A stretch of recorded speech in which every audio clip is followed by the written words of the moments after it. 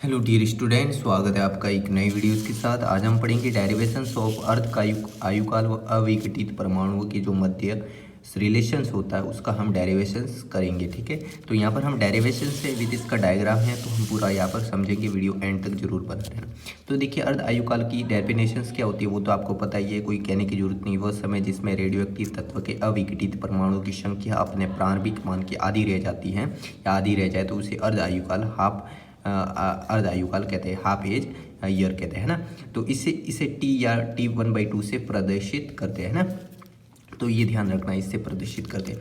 तो सबसे पहले देखिए, इसका जब हम रिलेशंस बिटवीन करेंगे इन दोनों के बीच में, तो यहाँ पर हम t बराबर 0 लेंगे। ठीक है, अब पहले हम क्या लेंगे, t बराबर 0। t यहाँ पर क्या है, विघटन का समय। क्या है, विघटन का समय। t बराबर 0 समय पर अगर हम देखें तो विघटन परमाणु की संख्या कितनी है, n0।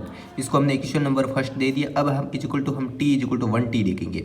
1t यानी कि एक समय पर, एक समय है ना, एक इकाई है यहाँ पर, है ना। तो यहाँ पर t इक्वल टू 0 पर n0 है तो t इक्वल टू 1 पर क्या हो जाएगा, n1 हो जाएगा। और हमें पता है कि डेफिनेशंस ये कहती है कि उसकी आधी रह जाती है ना। तो n1 की क्या रह जाएगी, n बाई जो पहले थी उसकी आधी रह जाएगी, यानी n/2 रह जाएगी, है ना। तो n/2 रह जाएगी और n/2 की जगह देखिए यहाँ पर n/2 है तो यहाँ पर 2 की घात हम क्या करेंगे, 1 करेंगे, क्योंकि यहाँ पर कोई घात नहीं है तो 2 की घात क्या लिखेंगे, 1। इसको हमने क्वेश्चन नंबर 2 दे दिया। अब हम देखेंगे जो t इक्वल टू 2 यानी 2t पर इकाई पर क्या रह जाएगा, तो t इक्वल टू 2t पर देखेंगे तो n2 हो जाएगा। और n2 किसके बराबर रह जाएगा, जो n1 के बाई हाफ रह जाएगा, है ना। यहाँ पर देखिए n1 क्या था, तो n0 के बाई हाफ था, तो n2 क्या हो जाएगा, n1 के बाई हाफ रह जाएगा।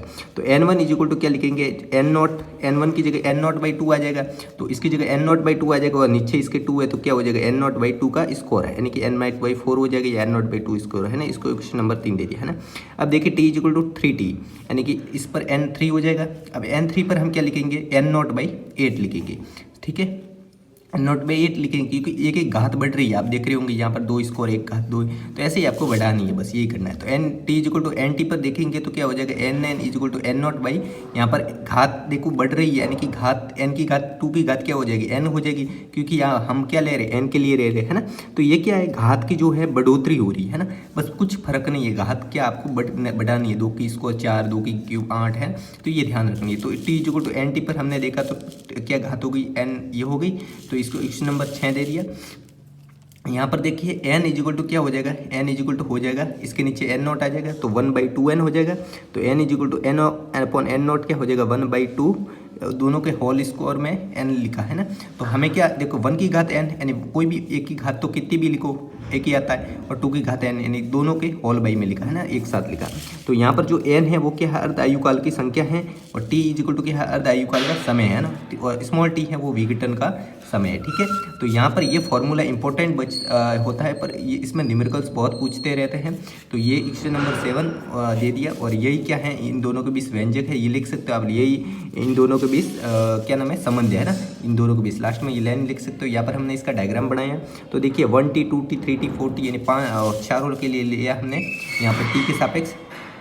ठीक है, यहाँ पर स्मॉल टी लिखा ना, ठीक है, विघटन का समय स्मॉल टी के सापेक्ष। ठीक है, और यहाँ पर अगर हम देखेंगे तो क्या हो जाएगा, n के सापेक्ष देखेंगे तो n0/2, फिर n0/4 आया था, फिर n0/8, n0/16। ठीक है, तो यहाँ पर आप ग्राफ मिलाते जाइए और यहाँ पर डॉट बिंदु की कर दीजिए, है ना। तो इस प्रकार ये इस दोनों के बीच में जो संबंध भी स्थापित हो गया, और अर्ध आयुकाल व विघटन के अविघटित परमाणु के मध्य, और इसका ग्राफ भी बन गया, इसके डेरिवेशंस भी हो गया। तो thanks for watching the videos, मिलते हैं नए वीडियोज़ के साथ, तब तक के लिए धन्यवाद। ये एज इट इज़ आपको बोर्ड एग्जामिनेशन में लिखना है, अपने वीडियो के साथ साथियों के साथ वीडियोज़ को शेयर जरूर करना, और तब तक के लिए धन्यवाद।